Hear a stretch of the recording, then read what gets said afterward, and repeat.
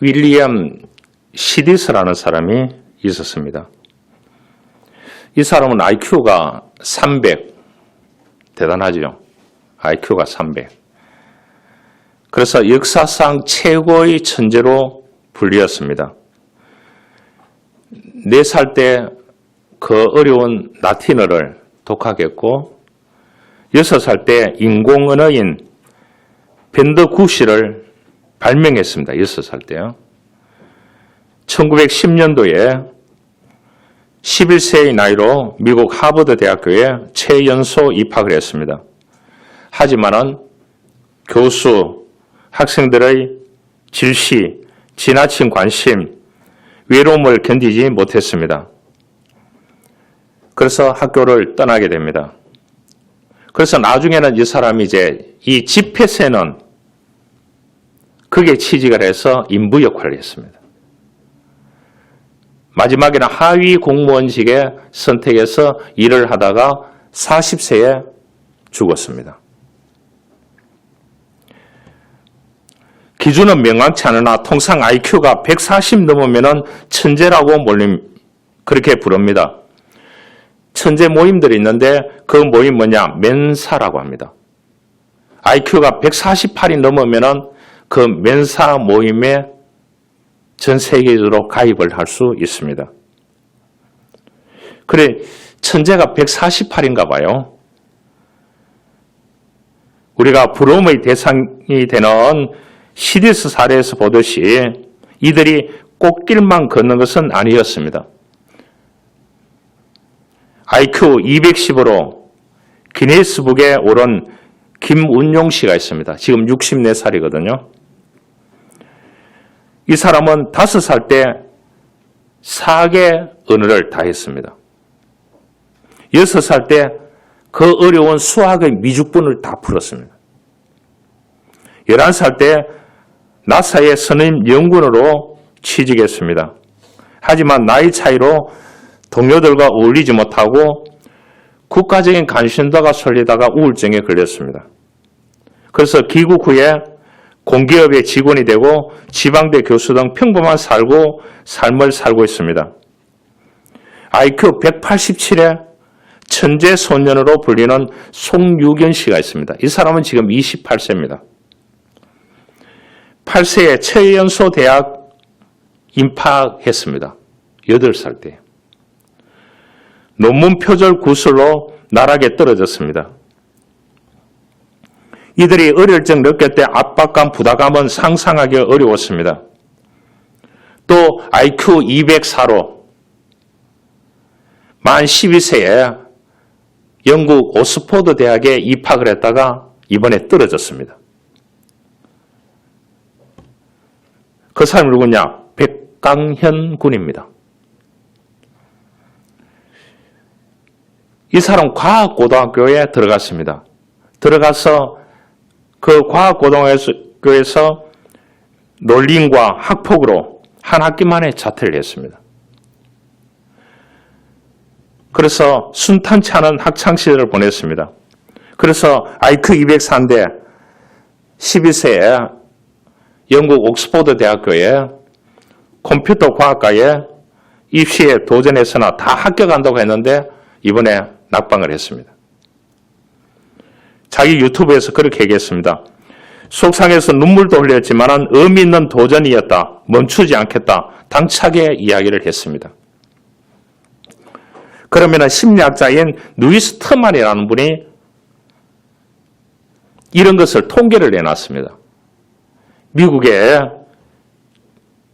초등학생, 중학생 중에 IQ가 140에서 200 사이에 있는 1470명을 연구했습니다. 그들의 삶을 추적했습니다. 결론이 뭐냐고 하면은 지능과 성취도 사이에는 아무 관련이 없다는 거예요. 상관관계가 없다는 거예요. 똑똑한 지능보다 실용 지능이 성공할 확률이 더 높다는 거예요. IQ 높음보다 뭡니까? 생활의 지능이 더 높아야 된다는 거예요. 그거는 누구를 통해서요? 그 문화 속에서, 그 가족 속에서 자기와 관계되는 그 관계성 속에서 사람이 이 실용지능이 높아진다는 거예요. 오늘 성경 말합니다. 사람이 마음으로 자기 길을 계획할지라도 그 걸음을 인도하시는 분은 여호와시니라. 할렐루야. 마음의 경영은 사람에게 있어도 말의 응답은 여호와께로부터 나느니라. 그렇게 얘기했습니다. 요한복음 5장에 보면은 베데스다 연못 가겠습니다. 제가 성지순례 갔을 때 가봤는데 거기가 굉장히 내려가는 데가 깊어요. 그 연못은 크지가 않아요. 행각 5개가 있는데 그 안에 병자들, 맹인들, 다리 저는 사람, 혈기 마른 사람들이 물의 움직임을 기다린다는 거예요. 그래서 천사가 내려와서 물이 움직이게 만들 때에 뛰어드는 사람에게 그 병이 다 낫는다는 거예요. 그런데 38년 된 병자도 거기서 때를 기다리는데 넣어줄 사람이 없다는 거예요. 넣어줄 사람이 없다는 거예요. 그때 예수님께서 나타났습니다. 일어나 내 자리를 들고 일어나 걸어라 하니까 걸어갔습니다. 그 물과 상관이 없이요. 여러분 38년 된 병자가 거기서 1년만 기다렸겠습니까? 오늘날 정치 분야에 공천을 받기 위해서 줄 서서 기다리는 사람이 한두 명이겠습니까? 좋은 대학 가기 위해서 여기 원서 내고 저기 원서 내서 줄 서는 사람이 한두 명이겠습니까? 좋은 직장에 들어가기 위해서 모든 것을 준비해서 줄 수 있는데 내정이 되어 있는 겁니다. 여러분, 치열한 경쟁 속에서 삽니다. 목사 세계도 그렇습니다. 한 자리가 비면은 그 자리에, 그 좋은 자리에 들어가려고 이력서가 한 교회에 100통이 들어오는 거예요. 한 명을 뽑습니다. 담임 목사를. 거기 줄 수 있는 사람들이 얼마나 많은지. 여러분, 어느 자리에 권사님 반찬까지 줄 서잖아요. 맛있으니까 줄 서가 기다립니다. 어느 식당에 가니까 1시간 줄 서가지고 대기표를 주는 거예요. 그런데도 거기에 기다리는 멍청한 사람들이 있다니까요. 저도 줄 선 적이 있으니까 전 뉴질랜드에 가서 줄을 선 적이 있습니다. 여러분, 제가 하고자 하는 것은 뭡니까? 베데스다 연못가에 그 수많은 병자들이 조그마한 연못에 넣어주기를 기다리는, 어떻게 보면 38년 된 병자도 10년 이상 누군가가 넣어주기를 기다렸다는. 오늘날 우리가 사는 세상은 남을 죽이려고 밟고 올려가려고 하는 세상이지, 같이 위인하는 전략이 있는 데는 다 사기를 당하는 것이에요. 한 곳도 치열하지 않는 데가 한 군데도 없습니다. 순수하게 준비해서 거기에 줄을 섰는데 보니까 내정이 되어 있는 거예요. 그래서 공천하는데 돈 문제가 불거져가 있잖아요. 모든 곳에 다 줄을 서가 있습니다.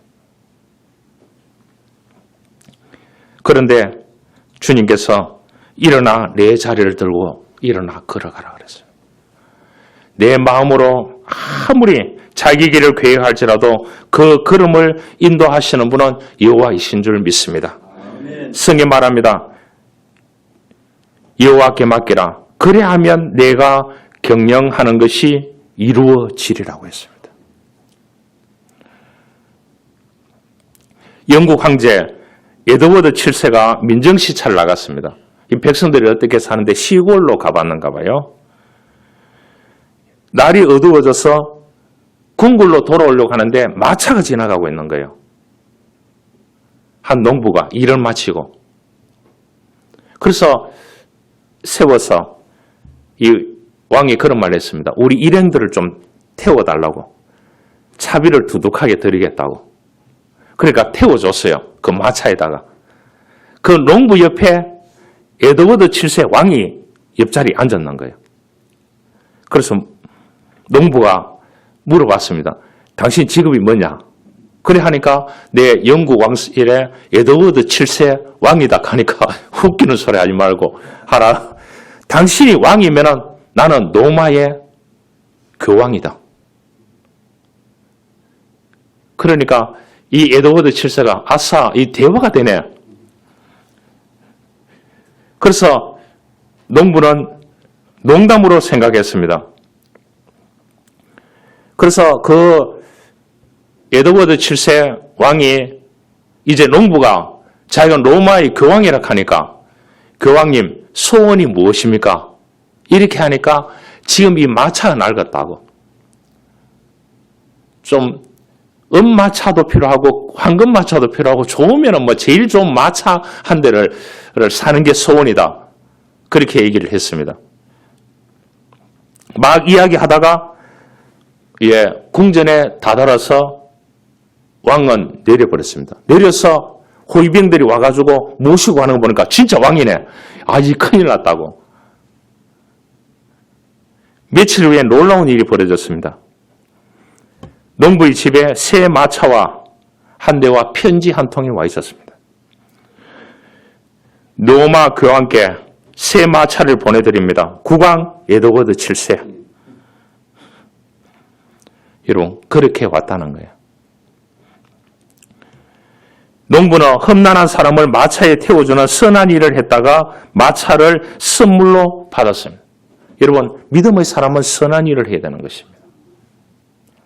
하나님이 기뻐하시는 선한 일을 행해야 되는 것입니다.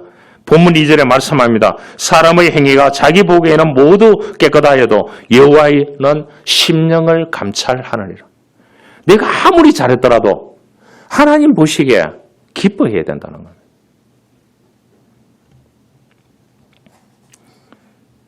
어떤 분이 사업으로 성공을 했는데 그분이 그렇게 기도를 했대요. 하나님, 제가 사업을 해가지고 하나님께 큰 영광 돌리기를 원합니다. 그렇게 기도하니까 자기에게 감동 주는 말씀이 뭐냐 하면은 너는 평생 종업원으로 일해라.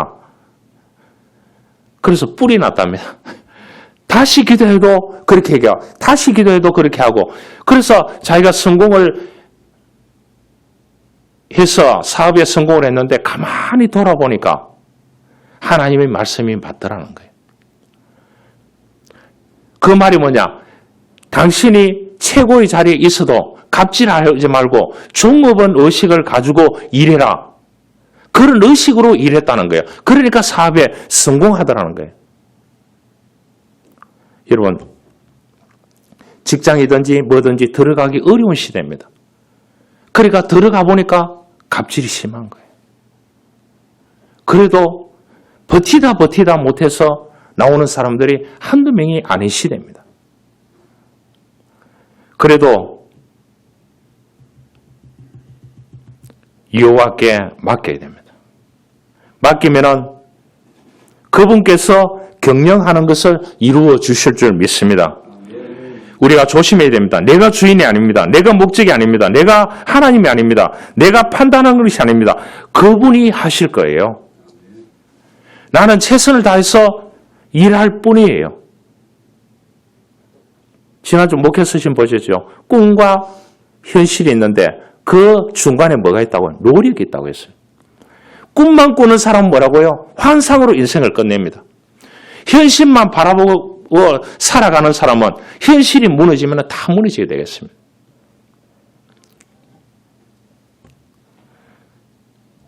여호와 하나님께서 그 걸음을 인도하셔서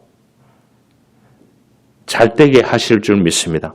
최종 결정은 여호와 하나님이 하시는 겁니다. 마음의 경영은 사람에게서도 말의 응답은 여호와께로부터 나오리라. 사람이 아무리 해도 하나님이 허락해야 축복이 주어질 수 있다는 것을 오늘 성경 우리들에게 교훈하고 있습니다.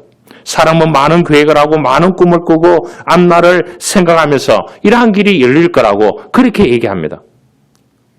그렇게 해서 저 사람 줄대보고 이 사람 줄대보고 저 사람에게 부탁해보지만은 거기에 가보니까 하면은 다 내정되어 있는 거예요. 그래도 하나님께서 하시면은 최종 결정을 바꿔주시는 겁니다. 그게 안 되면 또 다른 곳이라도 하나님께서 길을 열어주실 줄 믿습니다. 그러게 내 길을 여호와께 맡기라 그랬습니다.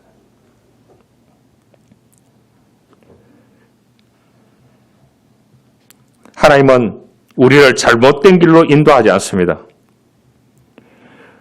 광야를 거쳐서 고통 경험을 통해서 하나님은 언제나 최상의 길로 인도하시는 것입니다. 성경은 말합니다. 땅에 머무는 동안, 우리가 이 생애가 땅에 머무는 동안 주어져 있는 시간들이에요. 땅에 머무는 동안 하나님께서 계획하고 하나님께서 은혜를 주시면 그 길이 열릴 줄 믿습니다.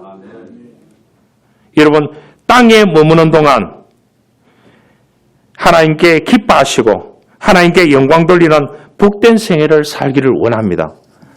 딱 정해놨습니다. 이 땅에 머무는 동안 너희 행사를 여호와께 맡기고 그리하면 내가 경영하는 것이 이루어지리라. 이 땅에 머무는 동안에 힘들고 두려운 적들도 많지만 여호와를 의뢰함으로 모든 담을 뛰어넘는 승리의 축복이 있기를 주님으로 축원합니다.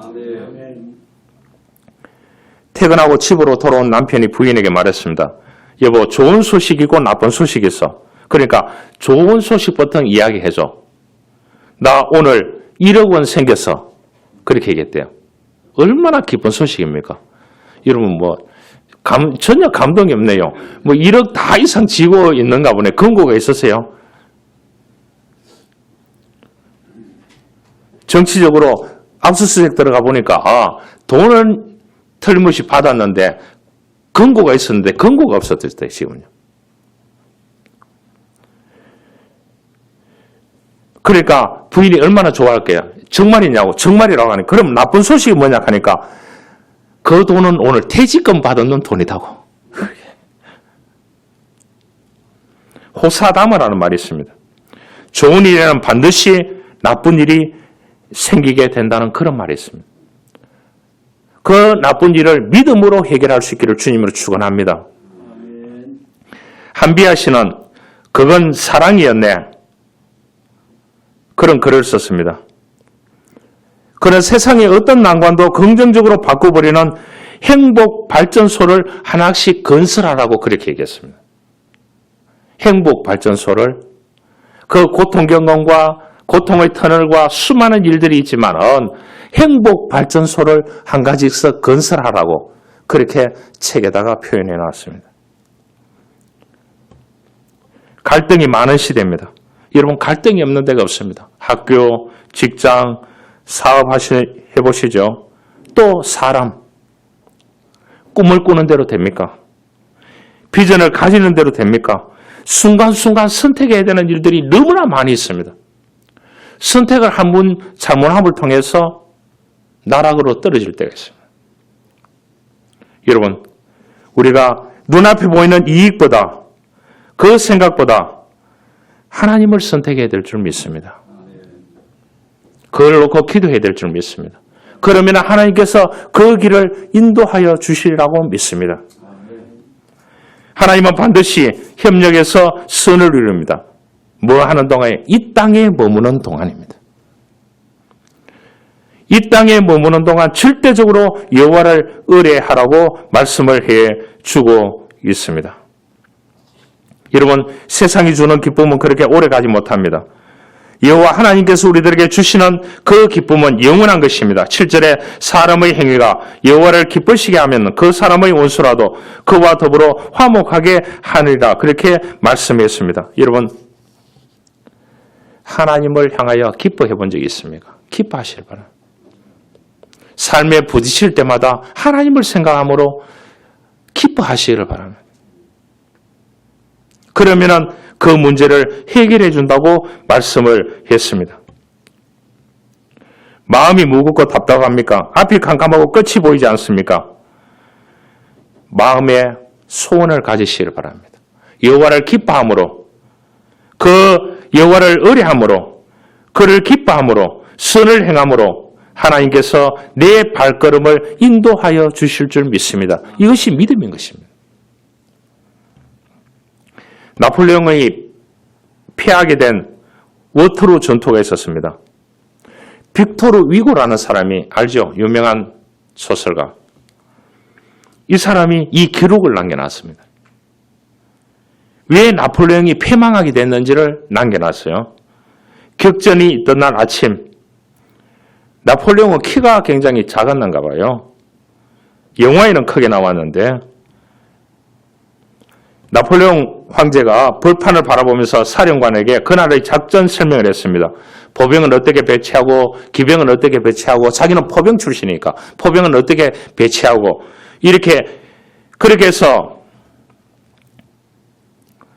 영국은 오늘 우리 프랑스에게 저녁이 되면 굴복하게 될 것이라고 새벽에 그 얘기를 했습니다. 그랬을 때 한 사령관이 그렇게 얘기했습니다. 각하, 계획은 사람이 세우지만 승패는 하늘에 달려있다는 것을 잊으셨습니까? 이렇게 하니까 나폴레옹이 그렇게 말했습니다. 내가 계획을 세운 대로 오늘 무조건 저녁이 되면 이긴다. 그렇게 얘기했습니다. 그런데 빅토르 위고가 그 순간부터 워터루 전투는 패배한 것이 다름이 없었다는 것입니다. 하나님께서 그날 비와 우박을 퍼부었습니다. 나폴레옹의 전공이 뭐냐? 포병이었습니다. 포병 장교였습니다. 여러분, 그 당시에 이 포를 만들어서 쏜다 하면 전쟁에서 무조건 이기게 되는 것입니다.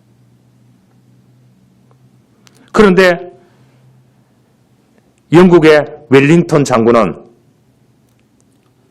하루 전날 밤에 하나님께 그렇게 기도했습니다. 하나님, 내일 하루만, 다른 날도 필요 없습니다. 내일 하루만 비와 우박을 하루만 내려달라고. 웰링턴 영국의 장군이 그렇게 기도했습니다. 기도한 대로 그날 비와 우박이 퍼부어서 나폴레옹이 패배했습니다. 그 사령관의 말이 맞았는. 아무리 장군이 계획해도 황제가 계획해도 하늘이 그 승패를 결정할 거라고 하는. 여러분, 그 어느 하나 내 마음대로 되는 것이 없음을 날마다 여러분 경험하고 있지 않습니까? 완벽한 계획도 하나님이 허락하시지 않으면 전혀 쓸모없는 것을 나폴레옹이 전투에 지고 깨달았는 거예요. 웰링턴 장군같이 하루 전날 전투가 있는 내일 비와 우박을 달라고 기도한 대로 그대로 이루어졌습니다. 풍전등화와 같은 그 전쟁에서 하나님께 맡김으로 하나님께서 그 전투에서 이기게 하셨습니다. 신앙인의 모든 계획과 결과까지도 하나님께 맡겨야 하는 것입니다.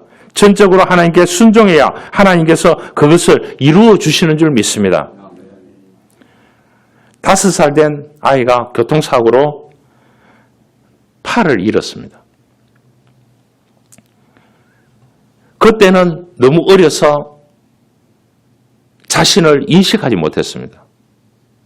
8살이 되어서 학교에 딱 들어가 보니까 이제 인식이 되는 거예요. 자기는 팔이 없는 거예요. 다른 친구들은 다 팔이 있어요. 그러니까 어떻게 됩니까? 책을 펼쳐가지고 빨리 읽을 수가 없는 겁니다. 펼치지조차 못하는 거예요. 이제 다름을 의식하게 됩니다. 아, 저 친구들하고 내가 다르구나. 그러니까 어떻게 됩니까? 좌절하니까 자퇴하는 거예요. 학교 갈 필요가 없다. 그래서 매일 등교하는 친구들을 보면서 또 어떤 용어, 상심이 일어나는 거예요. 그래서 자기 엄마에게 그랬습니다. 엄마, 나는 팔이 없어서 학교 다닐 수 없다고. 다름을 인식하고 상실감을 인식하고 어떻게 하면 학교에 다닐 수 있느냐고 그렇게 했을 때 그 엄마가 그런 말을 했습니다. 걱정할 필요 없다고.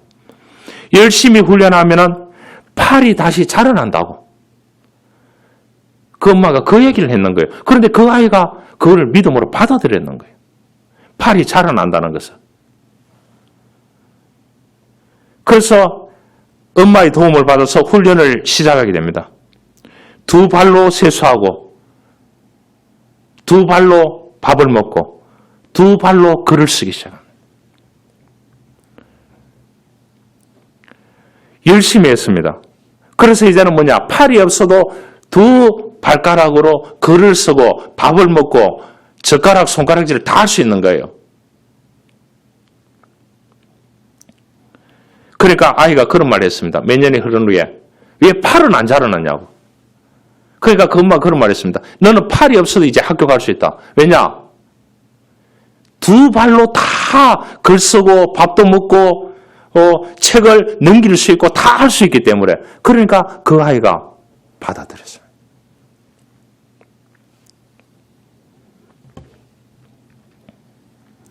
그래서 그 어머니가 그런 말을 했습니다. 마음에도 팔이 있단다. 너는 마음의 팔로 학교에 다닐 수 있다고 그렇게 얘기했어요. 이 소녀는 마침내 엄마의 말을 이해했습니다. 수천 번, 수만 번의 노력을 거치면서 마음속에 절대 사라지지 않는 두 팔이 생겨나는 것을 체험했습니다.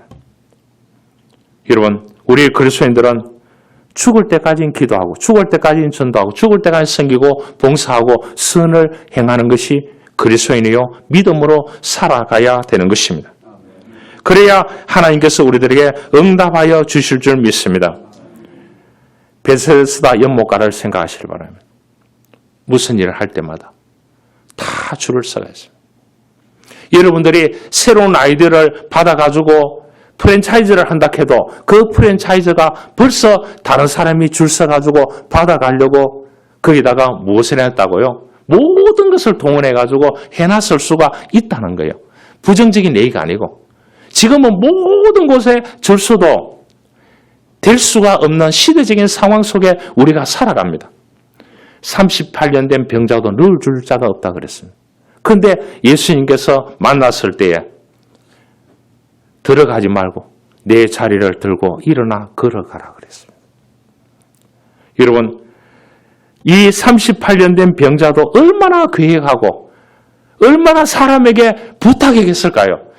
또 전 재산을 다 팔아서라도 부탁했다고 저는 그렇게 생각합니다. 한 번만 물이 동할 때 넣어줄 수 있는 사람을 사서라도. 그런데도 뭡니까?